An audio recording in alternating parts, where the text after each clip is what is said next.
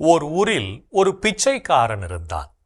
அவன் ஒரு பரம்பரை பிச்சைக்காரன்.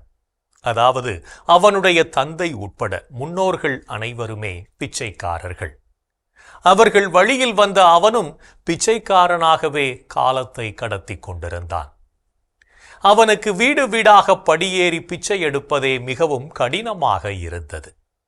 அவனுடைய சோம்பல் காரணமாக ஒரு நாள் பிச்சை எடுப்பதை வைத்து 2-3 நாட்கள் அந்த உணவை வைத்து சாப்பிட்டு கொண்டு காலத்தை தள்ளி கொண்டிருந்தான்.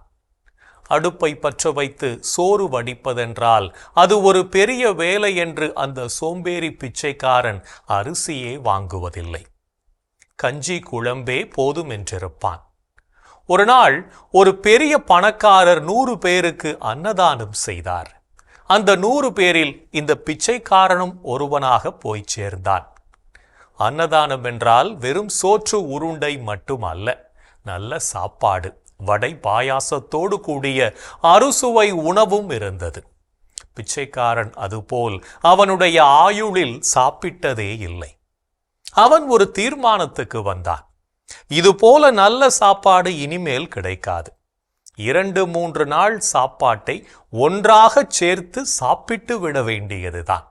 இந்த எண்ணத்தோடு நன்றாக மூக்கு பிடிக்க சாப்பிட்டான். அவன் சாப்பிட்ட பின் அவனால் எழுந்திருக்க கூட முடியவில்லை.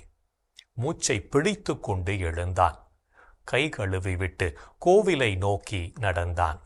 வழியில் தொண்டை என்னவோ செய்வது போலிருந்தது. குமட்டி கொண்டு வந்தது. அவ்வளவுதான்.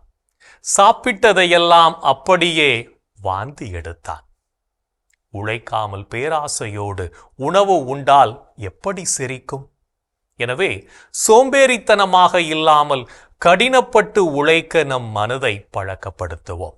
அதுவே நம்மை வளர்ச்சியின் பாதைக்கு இட்டுச் செல்லும் என்பதையும் உணர்ந்து கொள்வோம்.